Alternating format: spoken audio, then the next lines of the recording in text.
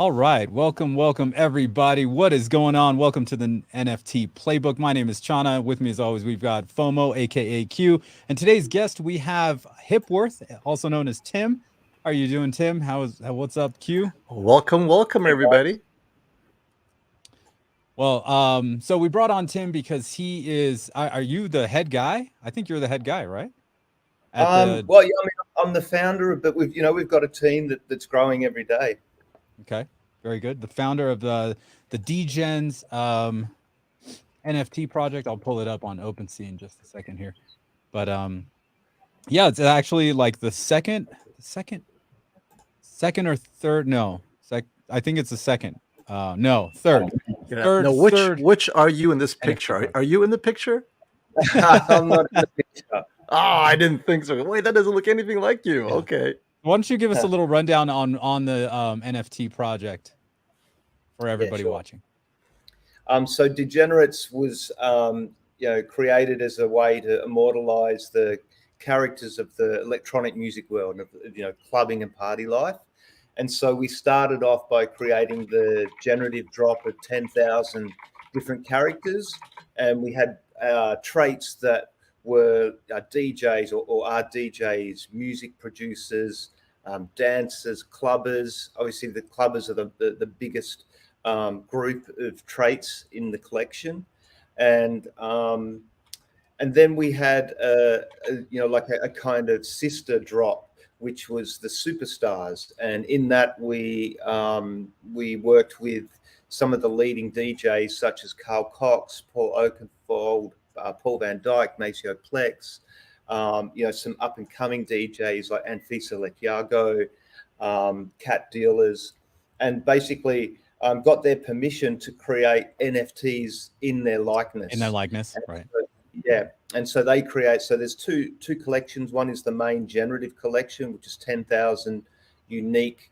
characters, and then there's the superstar drop, which at the moment, we've also added in like icons like Techno Viking, and Dimitri, and so that drop has around about 32, 33 characters in it, and we'll continue to grow that over time with new additions. So are those just added on as like you get a new like collab, I guess? Yeah, that's right. So we've got some new artists joining the collection soon. Initially, they all came in, and a lot of them are regarded as the founding artists. And we airdropped. So we sent each one of those superstars to anyone that was lucky enough to get a white label trait in our main collection, what we call the club collection. But Mhm. going forward, when we introduce new artists to the collection, we'll run an event in the metaverse in our virtual club, and then we'll put the NFT for that artist up for auction. Ah, okay. All right. So you said the M word, Yeah, metaverse. Uh-oh. Yeah. What is it? I know I've been seeing it all over the place, and we were discussing backstage. Facebook changed their name to from Facebook to Meta. Mhm. So what is a metaverse for those who are watching? And I guess let's not include Facebook. Let's just talk about what a metaverse is. Okay. Right. I mean, I think that the metaverse is a virtual world. So, a good example of a metaverse or a bad example might be a lot of people might remember Second Life from way back, and you could Right. go in there and you'd be an avatar and you'd walk around a city and a 3D constructed environment, and you could have a virtual experience in there. And I guess since then it's advanced a lot, and we now have more sophisticated environments. Some of those are Decentraland, um, Somnium Space, Sandbox is a new one that's starting up.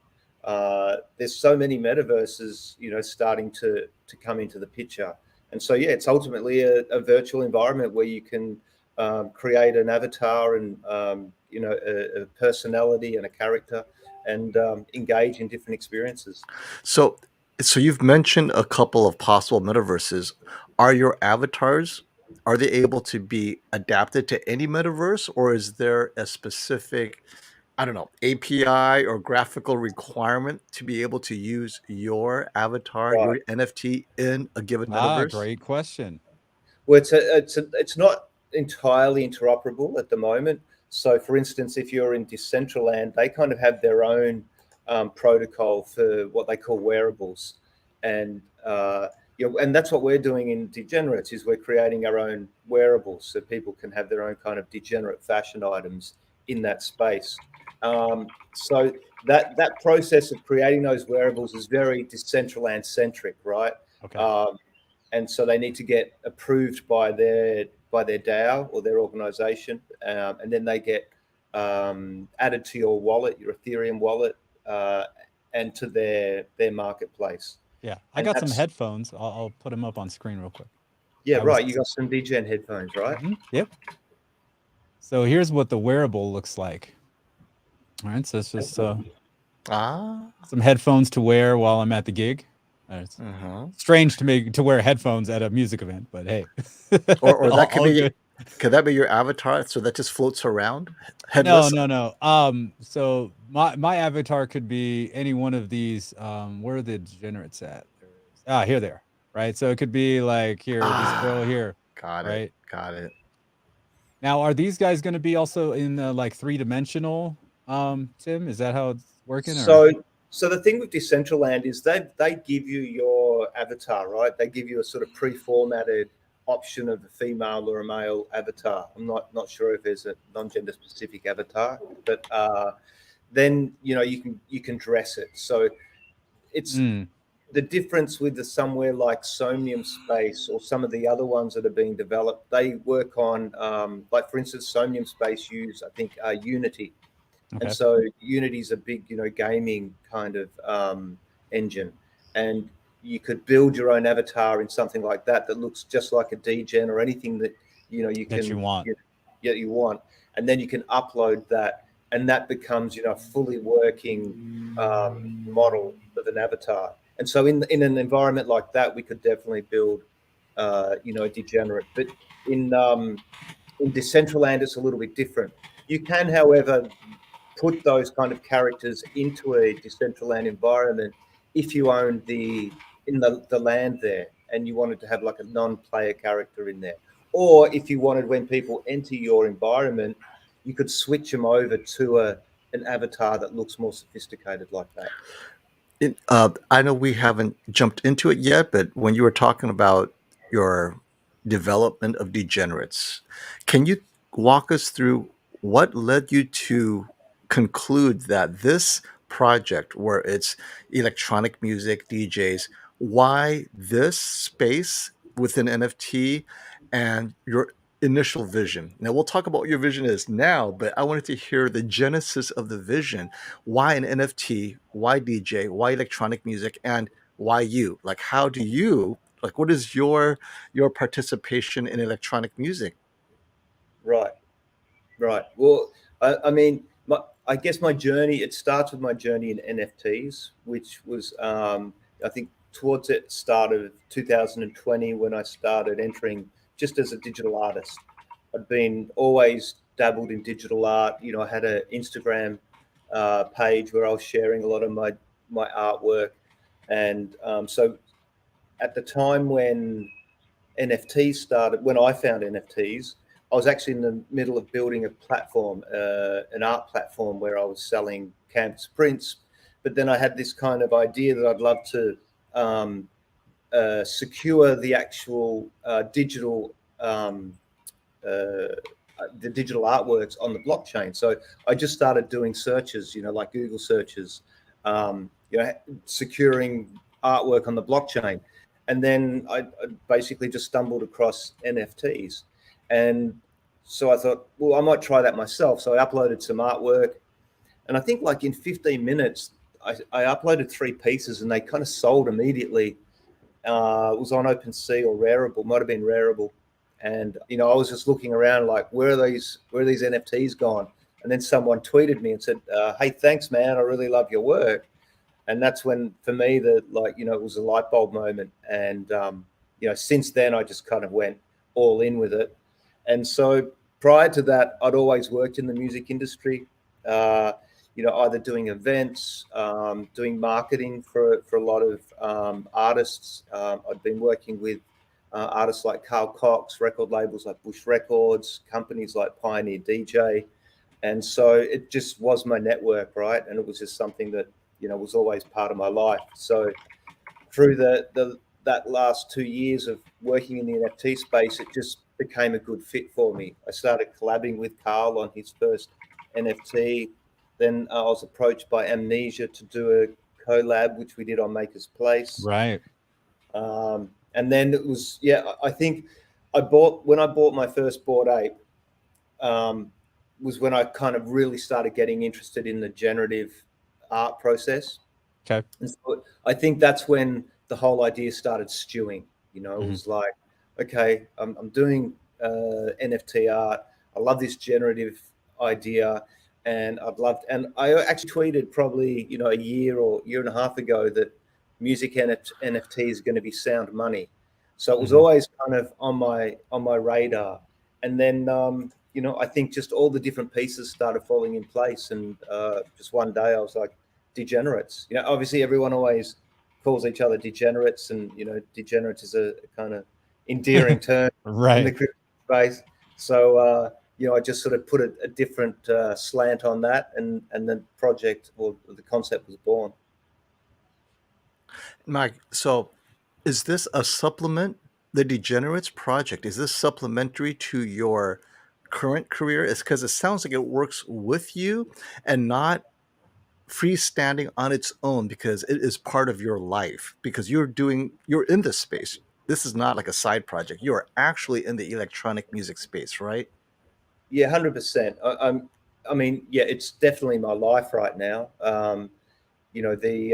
Once you launch a project, well, for me, once I did launch the project and we had some success with it, that's when the real learning starts, right? And that's when you start to understand that you've got a community that you're responsible to or committed to.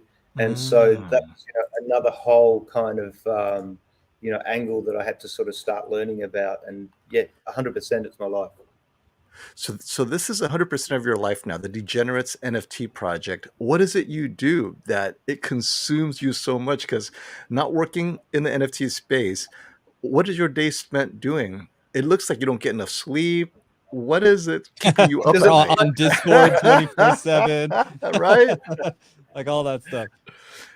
Yeah, man. I mean, it's we're building quite a big ecosystem. I guess we've been quite bold with our roadmap, and we really want to build all those different properties and pieces of the puzzle that, when they come together, they really work as one whole unit. And so I guess my day spent really putting all those pieces together, brain dumping all of these kind of visions that I have, so the team can understand it and implement it and work autonomously. So it's a real combination of, it might just be, brainstorming with the team, implementing, project tasks. I might even get on and have to do some design work or some creative assets, work with the community. It's just a real mixed bag. Like you're doing a whole lot of things. There's a multitude of hats that you're wearing, is what you're saying. Yeah, but I mean, over time, those hats, reduce because the team, Right. step Team up gets and start bigger. to understand more. And And now moving forward, so you have that vision.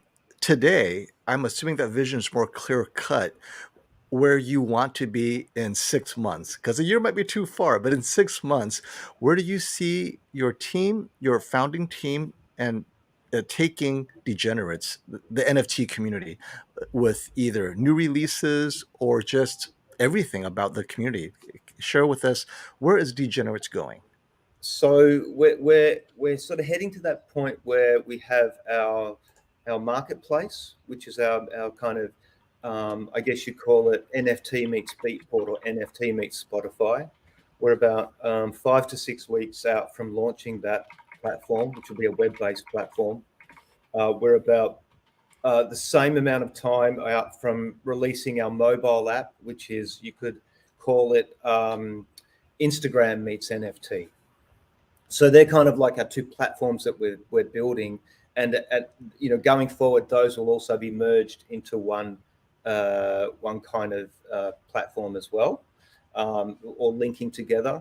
Then we've got our metaverse properties. So I can announce now that we will be. We've currently got Somnium Space, but which is what's on screen right now. So I just put this up. So this is me DJing into their metaverse plot in the Somnium Space. Yeah, how cool is that? It's pretty cool. I saw some pictures. Somebody took video, and one of the little guys is all dancing. One of the little avatars is dancing. I'm like, oh my god, this is so cool. So that's a fun space, and that's probably the space going forward that will represent more of our gallery, more of the the art side of DJenerates. If you go and take a look through the different floors, we've got all the NFTs that we've collected in there, which are kind of music centric. But on the 11th of December, we're going to launch the DJenerates, the virtual club in Decentraland, in the Decentral Games District, in the arena. So if anyone went to our launch party, we had a big launch party about a month ago. We did 24 hours of DJs. We have Benny Benassi, Paul Oakenfold, and a whole bunch of world-class DJs. And we did it in the Amnesia Virtual Club. The Amnesia Virtual Club is two venues almost next to each other. There's the terrace and then there's the arena. And we've taken over the arena. So as of the 11th of December, when we launch, we will have our own DJenerates Club, which we'll be calling DJenerate in Decentral Games. So that's kind of exciting thing for us. Now, just for context for me, when people attend one of your clubs, one of your metaverse / DJenerates clubs, what kind of attendance are you seeing or are you expecting? Hundreds, thousands, 50? Good question. I think it's again, we're in a real new space, right? And right. But if we take our last event as a benchmark, and that was a big event, right? We had some pretty big names, so that obviously helped. And I think that generated around about 3,000 to 4,000. Wow, that's a lot. In audience. And so going forward, I think it really depends on that. What kind of event is it? Also, I mean, in my mind, it's like a club in the real world, right? People need to know that there's something happening all the time. There needs to be advertising. There needs to be some marketing on the event, and this, that, and the other. It needs to be consistent as well. And I was totally lost. Like you guys are like, oh yeah, I'll just give you the coordinates. I'm like, coordinates to where? Where am I going? How do I do this? I was just so lost. And I was like frantically looking in the Discord, and I was just like, man, I don't know. I ended up giving up. So you're on the South Pole by yourself. yeah. So I can definitely see where there are hurdles to getting people to the event, especially if they are like new to the NFT space, like myself and FOMO. Now is DJenerates like a ticket to the concert where you have to be an NFT holder, or can anyone go if they pay separately, or how does your NFT or clubbing the DJenerate work? NFT, right? Yeah, how does that work within the clubbing space, the virtual DJing? What does the integration look like? So at the moment, it's quite simple. There's some VIP areas in the venue, and if you've got a DJenerate in your MetaMask, once you've logged in, you'll get access to those areas. But in general, anyone can go to these events right now. In the future, we've got some events that we're planning that will be gated entirely for the whole venue. But that won't always be the case because it's a club and we want to bring new people in and we want to share, and it's virtual. So it's not like we have to worry about the amount of bodies in the club and the fire marshal coming to shut you down. Right. You've got unlimited space. That's right. Sort of. And so I think that one of the things that we're looking at is an integration of in real life events with metaverse events. So we're currently planning different live events in cities around the world, and we will link them with the metaverse. And so, you might have an NFT in your wallet and it might be free for anyone to get into the metaverse event. But if you want to get into the real life event, you will need a DJen in your phone app. And that's, we're working with a NFT ticketing company at the moment, which will then help us facilitate that in a real life instance. Wow, look at that. Look at that. So, I've been going through all these NFT projects, and they're all these PFPs, right? Profile Right. picture projects that really, I don't think they do anything, right? Just literally just a JPEG or PNG, to be precise, right? It's just, sitting there taking up space in your wallet, which obviously I ended up paying for. Right. And at least, like, when a lot of these projects talk about utility, you guys are actually bringing a lot of utility to holders, which is That's what right. I think is really cool, which is why I ended up buying like 8 of them. I was just like, oh, these are going to be cool. And I was like, I think it was my second mint or something like that. And I was just like, oh, I got a DJ. Ooh, oh, I got a clubber. Oh, let's try another one. And it was a very, very addictive thing, this minting, Yeah. seeing what you get and all that kind of stuff. So I think I remember like minting my last one at like 3 a.m. I was like laying in bed and I'm like waiting for the gas fees to go down. Oh, the gas was a killer, Yeah. wasn't it? Now, is this on Ethereum blockchain or okay? And Yeah. so that brings up another question: is since it feels like DJenerates is also, I'm just going to call it a lifestyle NFT. Lifestyle meaning it actually Cool. has an impact on your life, right? You could go Yeah, music, concerts, unlike other NFTs, which literally is just digital art at best. So since it is a lifestyle NFT, you want it to be as accessible as possible. And given the skyrocketing of Ethereum minting costs or gas fees, are you planning to add other less expensive blockchains in order to give people access to the degenerates lifestyle? What does that look like for you? Well, I mean, now that we've minted on Ethereum, it's kind of hard to move it off. Okay. So I don't think for this existing collection that will happen. We're doing a new drop called Spirit Animals on the 3rd of December. And so if you've got a degenerate, you will be able to get mint one of those for free. So you'll pay for the gas, but you're not actually paying anything extra. So that makes it a little bit more reasonable. But we do other kind of promotions, like we do airdrops, we do derivatives, and a lot of those I'll show drops. you the derivative that I Okay. got. Actually, FOMO, I showed you this one before because it like moves. Well, And I saw the like, headphones. Is a headphone considered a derivative? no, that was a Not wearable, so much right? a derivative, yeah, that's a wearable. But Okay. and those all the wearables are on Polygon, so they're very easy to move around. They don't really cost anything. Okay. Gotcha. So this is the Bored Ape Degen derivative, right?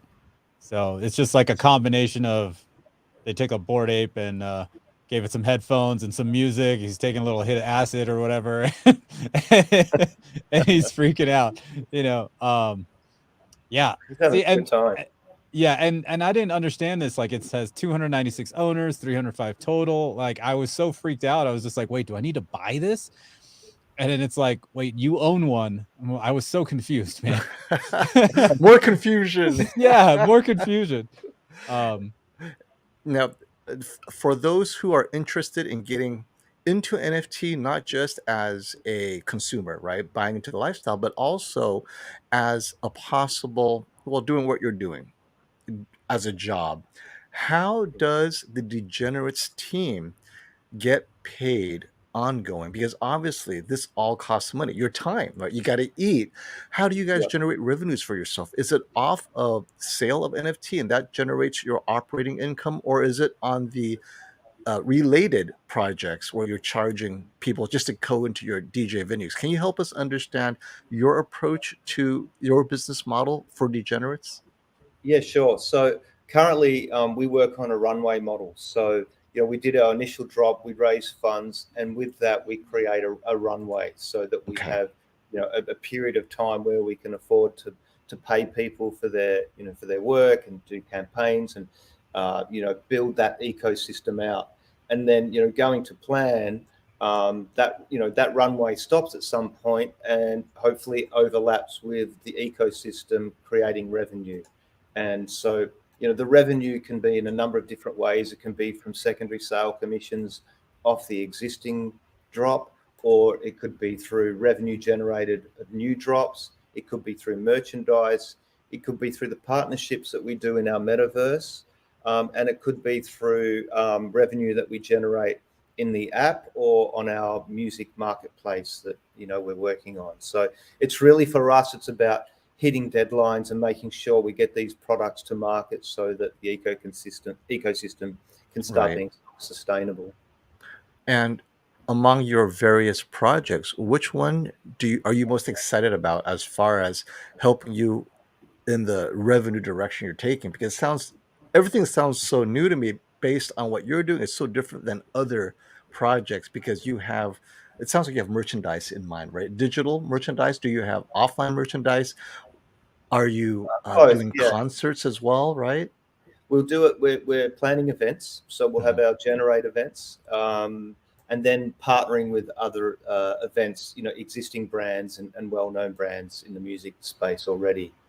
So there's quite a bit. Are you limited to just the metaverse, or do you have real events that also somehow translates into the metaverse, kind of like that crossing the fifth wall? I mean, we're on the fourth wall, so let's let the fifth wall, right? Where you have real life, but then you have maybe a metaverse version that kind of reflects real life, where it's kind of, I don't know. We're looking at two ways of doing it, right? So one way is that we have an event running, a live event, and we're streaming that live event into the metaverse. And then we're streaming content from the metaverse back into the live event. That's exactly what I was thinking. That's what I was thinking. Yeah. All right. So we're looking at a kind of feedback loop scenario, which we could be quite a creative, process. Well, Technodad, you were just at EDC, so it sounds like a perfect partnership. Obviously, EDC is very large, but you never know. But is that something that the future of concerts is considering? Is how they can have a concurrent event that kind of feeds back in each other, where you could be at both or be at one or the other, but the two are reflective. They're streaming like all those stages already, so people at home can watch. Right. But it's more about, I guess now if you're doing what Tim was talking about, you have people at the live event can look up at a monitor and see all the people in the metaverse. There you go, partying too.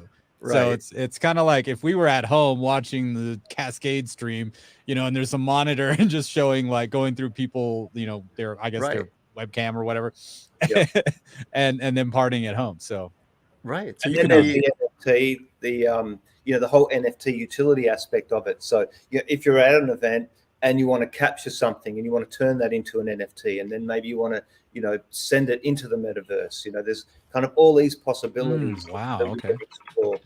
And then the second way would be that we have a real life event, and then we have a follow-up event a day later or a week later, where the content from that live event is refashioned into a metaverse experience. Gotcha. That makes complete sense. Yeah. I saw somewhere in the Discord, it's like if you're at the real Club Amnesia, and Amnesia is in Ibiza, for those of you that don't know, big electronic music venue in Ibiza. If you don't know where Ibiza is, a small island in the Ned, it's called Party Island, I think. Anyway, you show your DJen to the bartender, you get a free drink, like that kind of stuff would be awesome, we did that at the last Ibiza party. So it actually happened. Okay, cool. Yeah, we did that, and it was like, one free drink, and it's like, but one free drink in Ibiza is like €30. So it's not a bad investment in the DJ. Yeah, no, totally. I think it's really cool. And I was actually in our chat. We usually have a third with us. He just got his second booster shot or something like that. Yeah. So he's not. His name's Brandon. He wasn't able to make the stream, but I told both of them, because both FOMO and Brandon do not have any NFTs. So last night I was like, yo, make a MetaMask and I will send you each a DJen. So at least you have one. Oh yeah. At least you have one. Yeah. And Okay, I have a few, so I'm okay. So you said MetaMask, and then there's OpenSea, and both of them are on Ethereum. Is DJen only on MetaMask and not on OpenSea? No. OpenSea is a marketplace. Oh, MetaMask is the wallet. Right. Yeah. Got it. Yeah. Okay. See, that's how much I know. Terrible. It's all good. We're all learning together. We're all learning together. The vast majority of people have no Right. idea. Like they're starting to see NFT. They're starting to see a lot more crypto. Right. But for the most part, it's And there's so still much money being poured into it. I'm seeing Silicon Valley venture capitalists, the big ones, right? The Andreessen Horowitz team. We saw that they poured in millions into several. I think they have several NFT projects that they've put over 10 million in. And are you looking at that kind of fundraising, or are you going to go organically? Like, are you guys looking at angel or startup investment? What are your plans for that? I mean, I personally love the organic approach. I like to be able to, or not be kind of bound to VC interpretations of your project, which is one of the fears of getting vulture capitalists involved. vulture. So, so yeah, I mean, we're going to try to bootstrap as much as we can. I mean, if the right partners come along, then obviously for the benefit of the project, we'd consider it. But right now, I think we're good. I think we've got a good team, and we're delivering what we need. And if we can keep going like that, I think it makes us stronger. At the end of the day, or down the road. And as far as challenges, right? Every project, startup has that one or two thing where you say, if we could overcome that, things will be much better. So for you, what is that one or two thing? I think one of the things is in this space, and not just NFTs, but crypto space, everything happens so fast, and the expectation is that things happen fast. Mm-hmm. At the end of the day, people have invested in DJenerates. It's not like they bought a club ticket and they've enjoyed the event, and then it's over. They have an expectation. But because of the speed of the space, that expectation is quite high and demanding. And as Chana said before, there's some projects out there that are just PFPs. They're just images. They're not really doing much. Maybe making some promises to, and they're skyrocketing. And but then we're probably not spending as much time hyping the project, because we really are in the trenches working on those deliverables. And so that's probably our biggest challenge is making sure that message is clear and people understand that this is long term. We're not here just to pump the price as fast as we can and get out. We're actually building rails that we feel are the future of music and the virtual space. And so that's probably our biggest challenge at the moment. Aside from that, I guess it's when you take on as much as we have, it's just juggling everything and making sure everything aligns progressively, as we roll stuff out. Well, since we're here to help kind of spread the word on what makes your NFT special without you having to hype up anything more than what you're excited about, you mentioned some deliverables. What are some deliverables that we should get excited about? If I'm not familiar with DJenerates, but I'm curious about what it brings to the table, what's happening the next month or two that you're working hard on delivering? So, in one of the things that we're working on, and we'll be talking about over this next week, is the some new utilities. So some new partnerships that we've made, which will give your degenerates real utility in the real life at very exclusive events around the world. So we're really excited to share that information. And then also for the superstar drop or the superstar degenerates, we're starting to work with the artists, and they've actually provided some amazing utility, some really unique utilities. So, I won't name any names, but if you have a look at our superstar collection of DJs, you've got on screen now. There will be some announcements soon that by owning some of these degenerate superstars, you'll get some personalized experiences, such as some of these DJs doing a personal live stream for you straight into your house. So you might want to organize an event, party, like a birthday party. 100%. And then a bar mitzvah is coming up, right? Bar mitzvah. 100%. Techno mitzvah. Hey, right? Gotta keep up with the kids. Right. So that's some exciting stuff that we've got to announce. And then we've got the metaverse launch on the 11th of December for our virtual club. We've got our Somnium world space that we're building an environment in, which will be kind of really interesting. And then we've got the Spirit Animal drop on the 3rd of December. So let's talk about the metaverse launch or the metaverse thing. Yeah. And I know I hammer. Which metaverse are you on? And so if people want to attend the metaverse concert, how do they do it and not end up in the South Pole on the wrong side of the metaverse? Or just give up. Or just give Or up. just give up. Like, where's the music like, coming from? I hear know. the music. I can't see anything. and then for these metaverse events, is it better to go on via a computer like laptop or desktop, or mobile? Does that work, or how do VR? I think definitely for somewhere like Decentraland, it's a desktop experience. Our launch will be in Decentral Games in the casino district. That's where the arena is. That will be renamed or rebranded as DJenerate. And to find that, the easiest way, you could Google it, go to Decentraland, use their navigator, or you could just go to our website. We've got a menu there called Metaverse, and just look for the Decentraland Club, and there'll be a link directly to it. Okay, so it just hit me how this would totally take off for the average consumer. Right. Microsoft says, hey, we're going to open up Battlefield 2049, make it into a metaverse. You can have your concert there and people can shoot cannons at you and start shooting machine guns at you, whatever. But basically, any game, any open game that's 3D could be converted into a metaverse, right? Technically, it's just a matter of whether their servers can handle that many people on at the same time.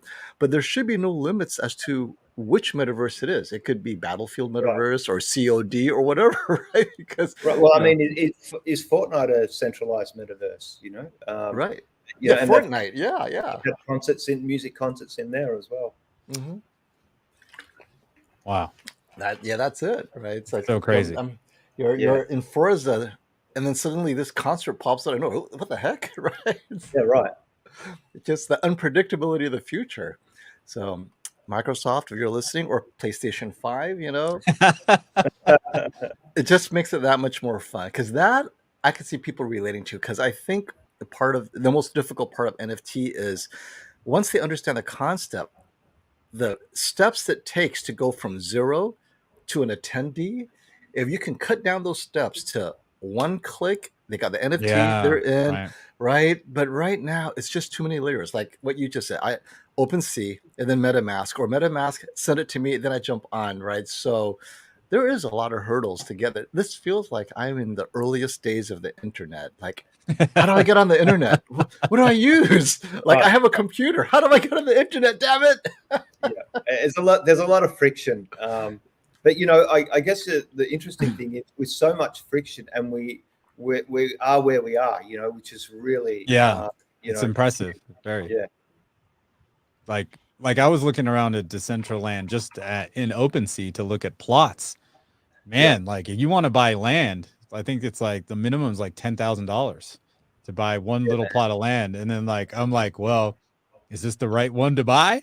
Like, guys, where is this at? Is it near anything? I'm all looking around. It's so confusing, man. Like, you got to be balling to buy virtual land. Mm-hmm. I mean, I was even thinking of a plan. I was like, okay, if I can save $1,000 a month, in 2 years, I'll be able to afford a Bored Ape, right? Like $240,000. At that time, hopefully, it's not going to double in price. Well, that's all I was going to say. By that time, right? Every time you save 1,000, it's another 10,000 you have to save up. It's probably you have to find the next Bored Ape, because chasing. It's like Bitcoin. They have utility in the fact that they hold these ape events, right? So they had like Ape Fest, and so like everybody that has one is invited. So you've got what's his name, the basketball player? You just bought one like a few months ago. Steph Curry. Steph Curry bought a Bored Ape, right? So he's going to that party. Post Malone's got like 2 of them, so he's going to be at the party, right? Amongst a whole bunch of other random people, right? So that's utility, right? So that's utility, but it's almost like joining a country club, right? If you join a country club, 50,000 membership if they let you in, but and then this time you don't have to pay for like grounds fees, because you're like, I don't really care about the golf part of the country club. I just like the schmoozing, right? Right. Get on the so- yacht and not get kicked out. yeah, exactly. So I But don't they've know, also man.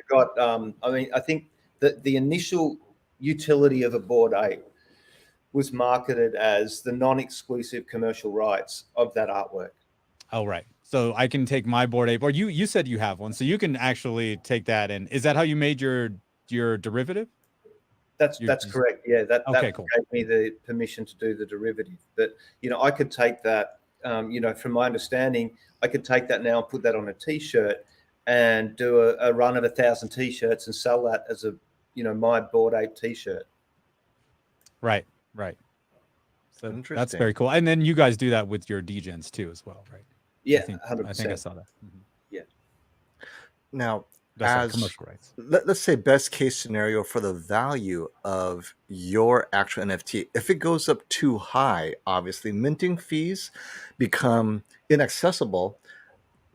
Are you constantly creating new launches in order to keep access to degenerates accessible, or is inaccessibility part of the model? Like for Bored Ape, that's part of the model. They don't want just any fool walking into the yacht, right? It's like, oh no, it Right. costs $10. I'm on that yacht. They actually need the exclusivity.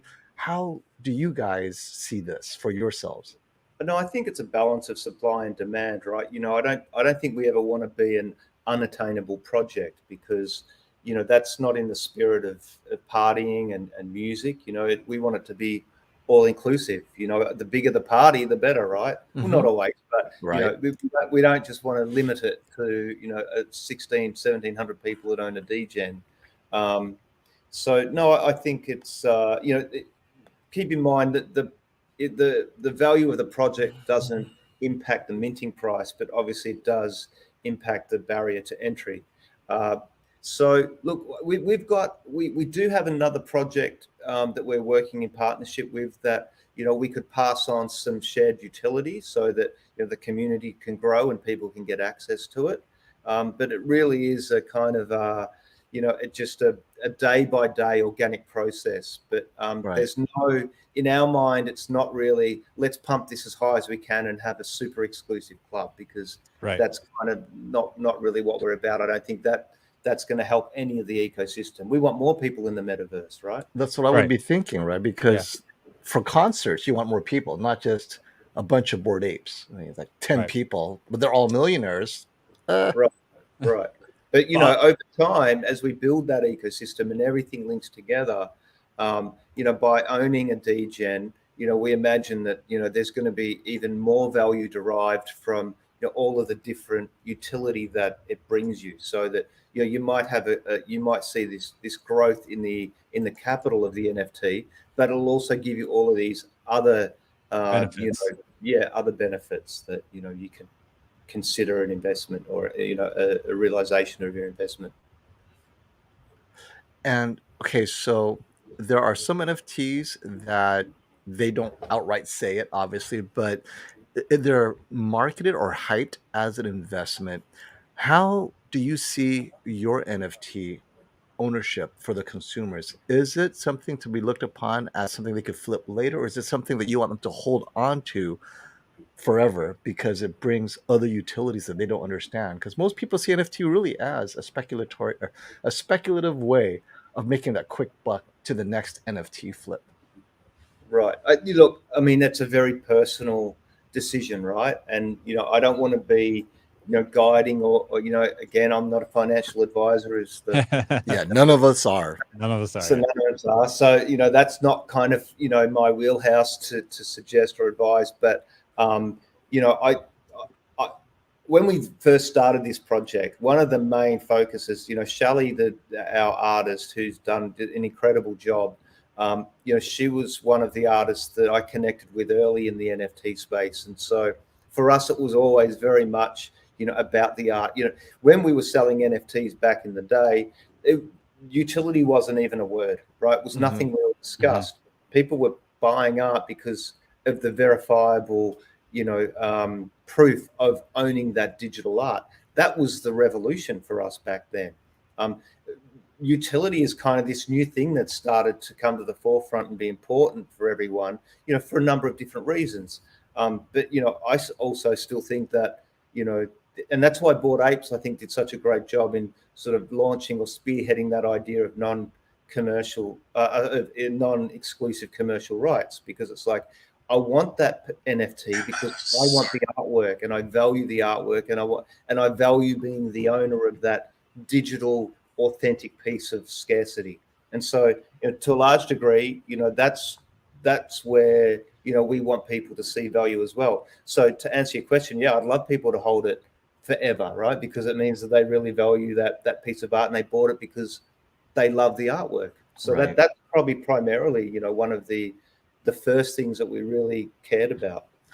Now, Yeah, speaking of art, because Chen and I have this, we observe that there is some pretty bad art out there, but it's just like, what this is, how can a person see this and bid up the floor price? and I literally, and they always say, like, make sure you like the art, make sure you like I'm like, okay, cool. So I ended up not, how I did the promotion for you guys, and I did one for this other project. Instead of project A, I went with project B because the art was better. Turns out project A blew up in the first like 10 days. Wow. Like, oh my gosh, it went up to like each was selling, I forget what the Ethereum amount was, but it was the equivalent to like $10,000 in 10 days. Right. And I was just like, oh, and I was always asking for just for two in exchange, one to flip one and one to keep. And I like never got back to them because I just didn't like the art. I was like, oh, what a mistake. Like, but you don't know. Like, so the better art one that, I dropped like $800 into did nothing. It's just sitting there in my wallet. Now I'm just but it's pretty. It's pretty. It is. It's pretty. And so that kind of takes me to my question for you, which is, how many artists do you have working on your team?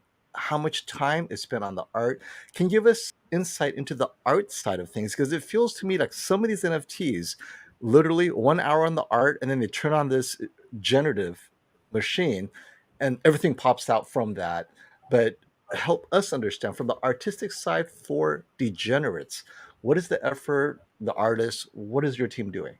So we've got two artists, Shelley and Marv, and they basically they're working pretty much full time on everything. For the leading up to the club edition that Chan has got on screen now, we created 400 traits, which is quite a lot for a drop. And for those who don't know, can you tell us what a trait is? 400. Here, what does that mean? I'll show you guys here. Okay. So if you go down here to properties, right, and here backgrounds, this has green lasers. So these are all the traits. The NFT, right? Is trait the lingo used by the NFT industry, or is that what you're using? Because this is the first time I heard of it, and I don't know what to call it. That's the terminology, trait. Okay. Yeah, so it looks like the most rare trait in this one is the black dress shirt. So when you said 400 trait, that's 400 like variables, right? Variables like within that image. Eyes, so there are 400 variables. Wow. Yeah. Wow.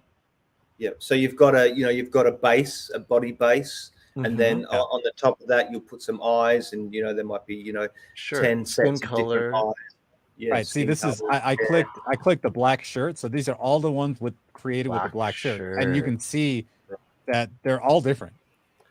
Now, how is this considered a lot of traits? Because I am I don't know if 400 considered a lot. Is it standard? What is the standard number of traits? That is a lot, right? It sounds like a lot. 400's a lot. Yeah. Okay. Yeah, and then out of so this was out of a 10,000, right?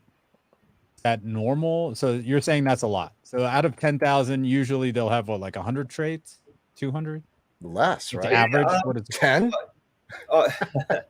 10. It's probably. I mean, look, I think probably 200 to 300 might be average. I know that 400 traits gave us something like a crazy amount of 3 billion. Yeah, that's what I was going to say. Right. So yeah, I do think we're on the higher end. So for that particular drop, the guys were super busy. They worked around the clock to get this to on time. And then the superstar collection, that's probably even more difficult because you're creating a character in someone's likeness, and then Right. that DJ or that artist has to agree and be happy and comfortable with it. So there was quite a big process in getting the superstars together. So there's two doing our design work for this current drop that we've got coming up, the shamanic journey, where people can mint a spirit animal and then get a spirit animal wearable to use in Decentraland. We've got Marv and Shelley working on the original designs. And then we've got a 3D team of a couple of guys that are building all the 3D assets to then turn them into avatar wearables.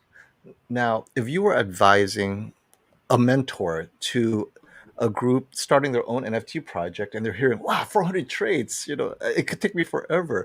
How about this? What is the minimum number of traits that any NFT looking at, generative art, what is the minimum they should start with? And then once they understand, they could go up to 400. But what would you recommend as the minimum number of generative traits, a newbie to the whole NFT world? Where should he start? I don't know if there's a simple answer. I would probably start answering that question by asking what the objective is. As Channa just mentioned earlier, he's seen some not so great looking projects explode. So it's what's your objective? What's your team? What advantage in the market have you got? Because it might not be the most sensible idea to focus on the variations of art. Maybe you just want to get something out there fast and it has an amazing amount of utility and you don't need to spend as much time on the art.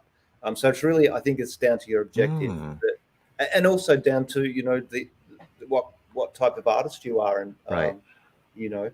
How skilled you are. Right, because as I'm watching the screens that Chana is showing, I see that you have body angles as a trait. I see some are facing forward and some are at an angle. Oh my gosh. And then within the body angle, all the traits are doubled up again. Like, oh man, you guys really took this to a whole other level with the number of traits. So I can see that.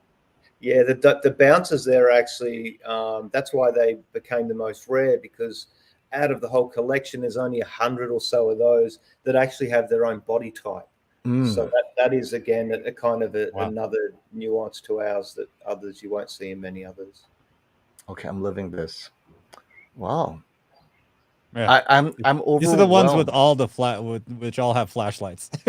Like, if you click on one of the properties, it shows you all of them. I love a trait is find a trait that he's bleeding. Who's bleeding out? Let's find those. Limited by your creativity. Right. There should be one just laying on the ground. Like that guy's out. He's partied too much. Hangover trait. So so I could see why Chana is so compelled by your art, because I'm seeing the value of the traits, right? And you almost have too much fun with the art. So now I know why your artists are being overworked and probably underpaid, like all artists are. Actually, speaking of artists, so are they working for NFT or real money? Like, how does your team see themselves? Because I know on most or do they startups, get paid in Ethereum? Right. Yeah, exactly. Right. Because I know in the startup world, it's a huge equity stake to help offset. But you don't have equity. You just have NFT. Is that what we're seeing in an NFT development space too? Is just NFT? I mean, I think in the crypto world, most of us working in this space are happy to accept crypto because we believe in it, and on a large degree we can all trade and that's our sort of mode of commerce. That guy Kevin from Shark Tank, Kevin O'Leary, who calls himself Mr. Wonderful, Mr. Fantastic, whatever. I saw a clip on TikTok somewhere. He was saying, he's like, I want to be paid in Ethereum. like that's huge. Yeah, that's huge for billionaire like him to be like, I want to be paid in Ethereum now. This is such a great point that I want to ask you before we let you go. I need to ask you the question: if you were to be paid, $100,000 equivalent, would it be Bitcoin, Ethereum, Doge, like, or something else I don't know about. Given an option to get paid in crypto, any currency you want, 100,000 for whatever service is rendered, which would you want to accept? It's a tough question. I think it will change every day. I mean, right now, like today, no, I'd probably just by default take Ethereum. And if the market was in a different position, maybe I'd take Tether. But I'd always be happy to accept Ethereum. Okay. Or Bitcoin. Yeah. Or Bitcoin. Well, Bitcoin's a nice fallback position for sure. Yep. And well, I have nothing further for Hipworth because I am totally compelled by this NFT that brings the metaverse into the real world and vice versa. Because your vision is, it's a lifestyle, definitely a lifestyle NFT. Because I never thought of it as a window to electronica, concert, music attendance, whatever. Whereas most projects to me sound more like at best, artwork that you either like or don't like, and you hold on to it and you hope for the best. Yeah. But with yours, it's like, okay, if it goes up in value, great. But I want to be part of this community because of the music, blah, blah, blah, right? What we talked about. And that definitely separates your utility. Well, to call it utility also isn't fair. It goes beyond utility. It's listening to music. I would never call listening It's to almost music like it's almost like right? bonuses. It's Right, like it's like a bonus. Like I got this Pleasures, NFT. Oh, by the pleasures. way, we can go to this event. Oh, okay. Okay, go. Right. You know, I'll be like, hey, I'll call up my brother. Yo, send me your MetaMask. I'll send you an NFT so you can get into the event. Experiences. There you go. Experiences. Right? There you go. Next day, send it back. Yep. It's and you went to that event, and then a year later or 10 years later, you still got that NFT as verifiable proof that you were there at that event. And then maybe there was some additional utility added on after that event for having that NFT ticket, or recording your experience at the event. Like people capture it with but it's the metaverse, so you could capture any angle, whatever you want, and it's attached to your NFT as part of your experience. Because most people keep a concert ticket, but they forgot what happened at the concert, right? Too much pot, whatever. Right? So, what happened? They have the concert ticket. Or they get injured like me. Oh man, this is great. I know there's one thing I would like you to speak on just a little bit because I'm confused about what it is, and that is this section here that says laser DAO. Laser DAO. Oh yeah, sure.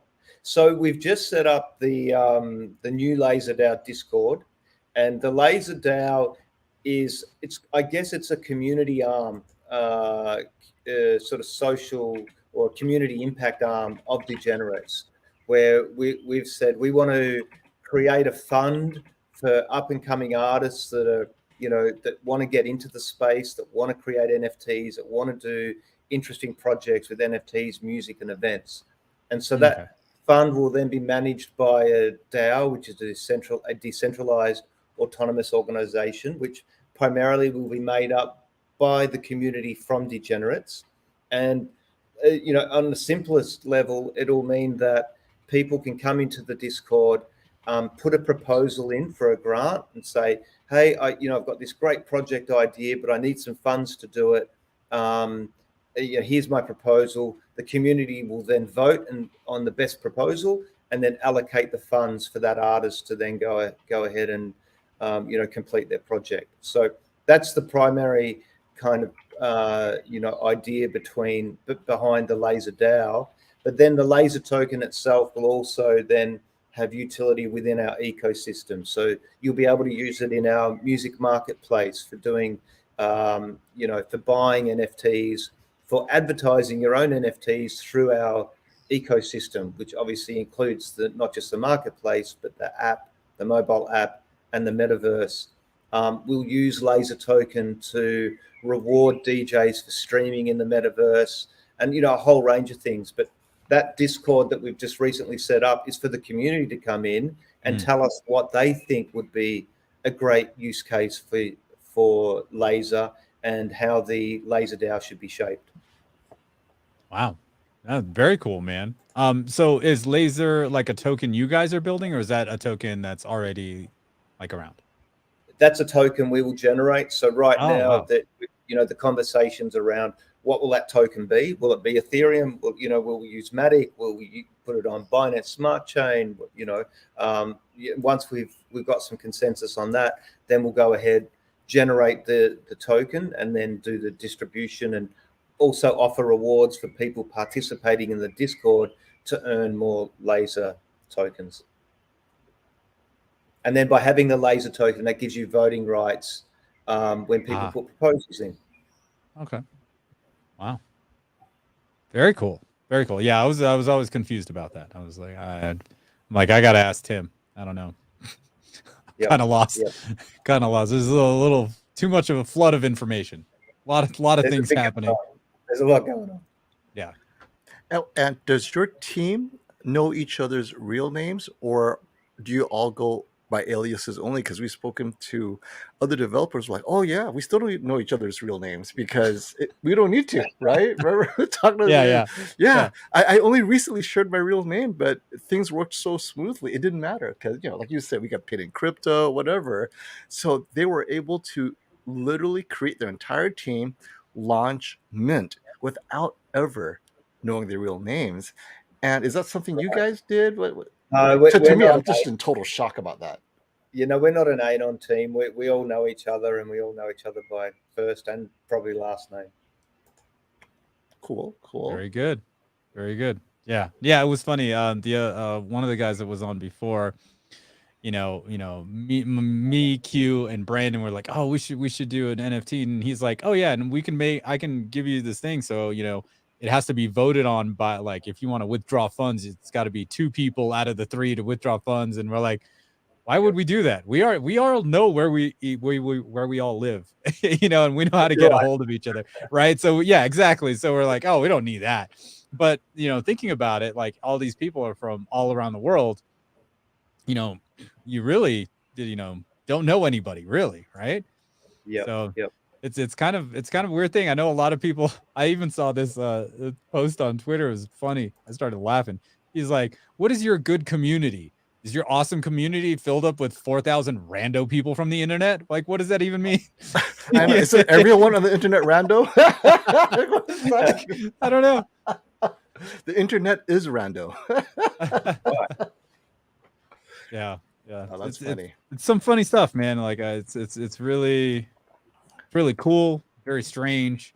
But man, I'm about it. And I did see that Justin Bieber just did a performance in the metaverse. Did you see the headline for that? Oh, I didn't see that. Whereabouts?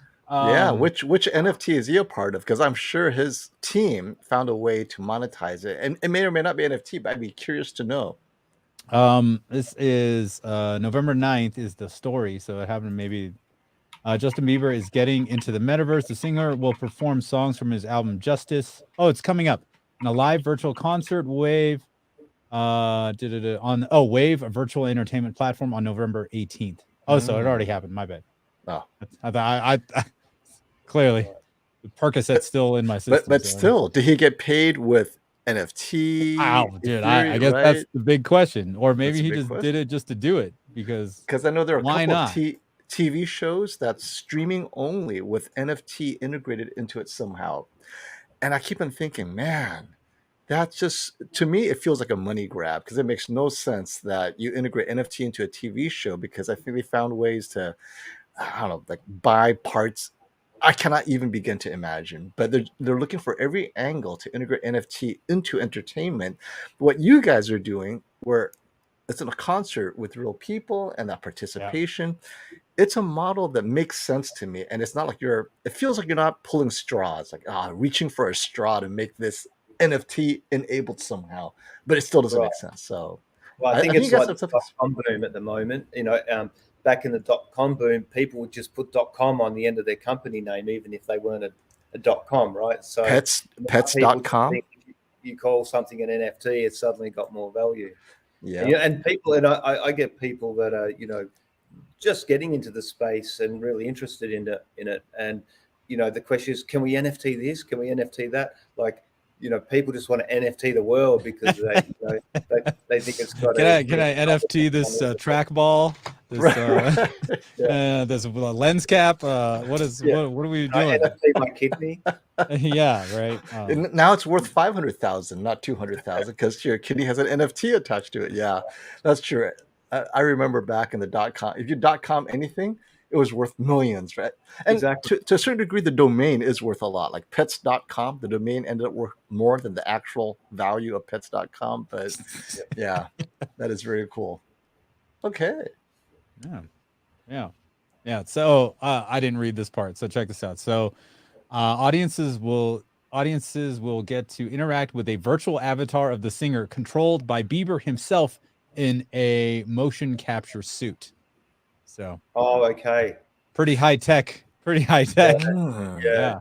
A lot of this motion capture stuff's coming out. Did you see the glove from Facebook or from Meta? Have you seen that one guy, Blue, who's living in the metaverse? Like he's doing it all by himself, like in the Unreal Engine. That's crazy. Okay, so we know motion capture. I want pain infliction suit because it's better. Haptic feedback. Dude, right. I was gonna get one. It's like $500. It's got like 40 actuators, right? It's got some for your hands and your feet too. Which I guarantee you that will get much more interaction if you could shoot the guy and have him show some pain on his face. That's like, now we're talking, right? Right. I want a meta massage. A meta massage. I am sure that is out there already. Here, I'm gonna pull this up. Give me 1 second. I just found it. So it's this guy who's doing it all himself, and he's using those gloves as like to track his the hands of his like alter ego or whatever you want to call it. Let's see. And he does like a window in window. What? Come on, YouTube, hurry up. Oh, of course, it doesn't want to work. Dumb thing. Xanadu. But he's doing it all by himself, which is crazy. Right. Yeah. All right, here we go. Okay, I got it. And so I stumbled upon this like, I don't know, a couple weeks ago. So here he is. Here's his avatar, and here he is. Right.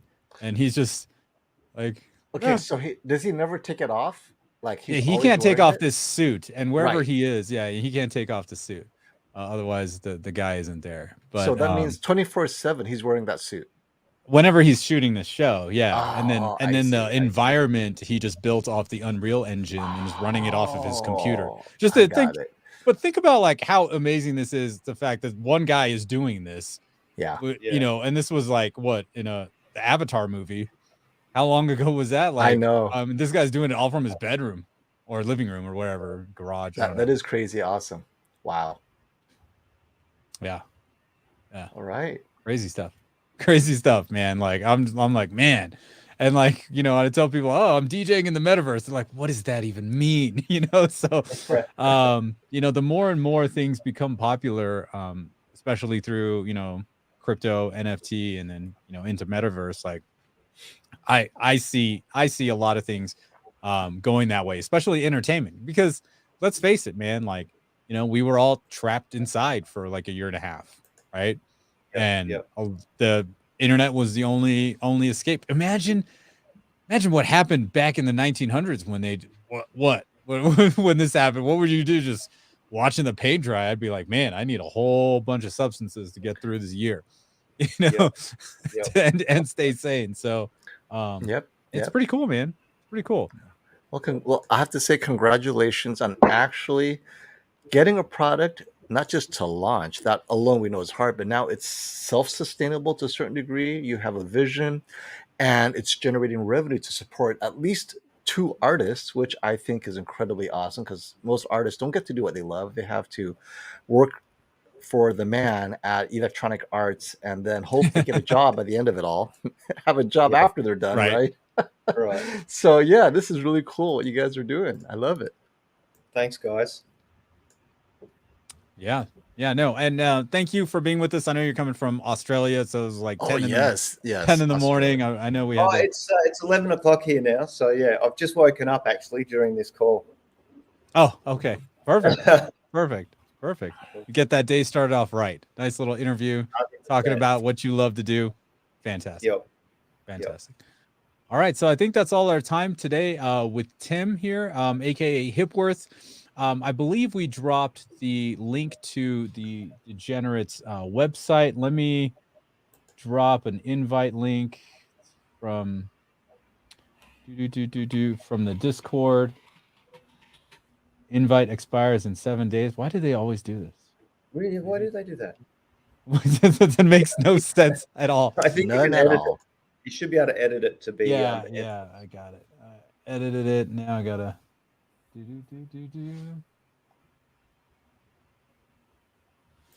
And I'll drop this link into the Discord so you guys can join the Discord and the community. And I do a little DJ set in the metaverse for them on Fridays. Once my leg gets better, though, I'll be doing that a lot more. Yeah, that's been a great weekly session for us, man. Everyone loves that. Yeah, you know what's funny? When I was talking with you, I was just like, back like a month or two ago, I was like, okay, yeah, man, I gotta go DJ a wedding, and you're like, man, DJ a wedding. I would not know what to play at a wedding. I'm like, really? That's easy. And like when I'm doing my live stream, for you guys, I'm like, I'm more worried about what I'm playing for you guys because really? I'm like, yeah, because like I'm like, well, what if they don't like it, And then I realized, wait a minute, I can't be like that. I'll just play the music I love to hear, and then like all you get, and then you guys are like going off on it, like, oh my god, this is amazing, oh this is so awesome. I'm like, oh, whew, thank goodness. Well, maybe if someone has a wedding in the metaverse, you can be the wedding DJ. Yeah, I can play the classic wedding stuff and then move into the techno. Easy. Yeah. Easy. Yep. Yeah. Yep. So maybe we can marry a couple of DJs. Oh yeah. Oh wow. They have little DJen babies. Yeah. More generator drops, right? Exactly. Yeah. Oh man. So yeah, it's very exciting for me. I like to do it. And it's just cool just to, when I'm blasting out on my Twitter account, I'm like, yo, hashtag NFT people come on through to the metaverse. I'm DJing for an hour. I love that extra dimension too. Like so many DJs stream live, right? Whether it's Facebook Live or a Twitch or anything like that. But now we've got this kind of environment where you can bring that same aspect in. But then, like you said earlier, you've got an avatar dancing in front of you, right? And the cool thing is, like in that Somnium space, you could have a group of people up there in front of the screen, and they can actually also talk to each other. And the closer they get to the screen, the louder the music is. If they want to move back, they can have that conversation. So it's totally interactive in that aspect. Totally interactive, yeah. I've never actually been because I'm doing the thing. I'm like, oh, what is going on in there? And it was cool to see somebody people had were taking pictures and then the video, and then I was just like, oh, and then when the little avatar was dancing, I was like, oh, that's really cool. I wonder how you do that. So for me, I mean, when I look at that as a sort of model, I look at other streaming brands that are doing things, every day or on the weekends, and they're getting tens of thousands of people watching just a video of someone streaming, like Affected or Carl Cox's Cabin Fever. They've got great audiences. And so what we're really doing is just bringing that to the metaverse and just adding a new layer in there where people can be interactive. And people won't always want to be running around with their avatar or dancing. They might just want to watch the stream. But as that environment develops, they could say, okay, I'm going to press this button and go and do a meet and greet with the artist once he finishes his stream. Or I might go buy that track that I just heard as an NFT in the stream. So I think they're the kind of possibilities we've got for expanding that experience in the metaverse, which will be really cool. Wow. This is so cool. I'm so excited. Like there's so much possibility. It's almost like not just me, but I think a lot of people around the world, when crypto started happening in NFTs, there's just more possibility, and like life will take on a whole new meaning. And we're just entering this, almost, I'd say we're still pretty early. We're definitely not ground floor, but this is still pretty early. Oh, right? Yeah. This is the early days of Netscape Mosaic, when those remember those browsers, right? Before Google even Chrome became a browser. I think we are definitely in those early days, because if you're struggling to get an NFT into a wallet, that's how early it is. I mean, you have to Yeah, know right. so much in that stack to go from cash in hand to an NFT in quote unquote a pocket somewhere, right? Yeah, right. Yeah. Yeah. But Look at now you on your phone, order for Amazon, and within 8 hours it's at your door. That's Right, just well, insane. that's where you live, but yes. That's true. That's not the I place live for in a metro area, and he literally lives in the mountains where wild men don't shave. Yes. Right. Yeah. And look at Genesis comment here. Yeah, we're gonna get dinner delivered and eat brunch in VR. For Oh, sure. yeah. For sure. Well, thank you again, Tim, for your Yes, time. thank you. And Thanks, for those of guys. you in the chat, looks like Adir joined the Discord. So see you in the DJen's Discord, Adir. Awesome. And everybody else in the chat here. Thank you for clicking like. This is the first yes. time we had more likes than we had people viewing, which wasn't hard. Yeah, no, it wasn't hard at all. But hey, it's all good. We'll take it. Yeah, it's all good. So yeah, on behalf of myself and FOMO and our guest today, Hipworth, aka Tim, you guys have a great one, and we'll see you next time. Tim, do not hit that leave studio button.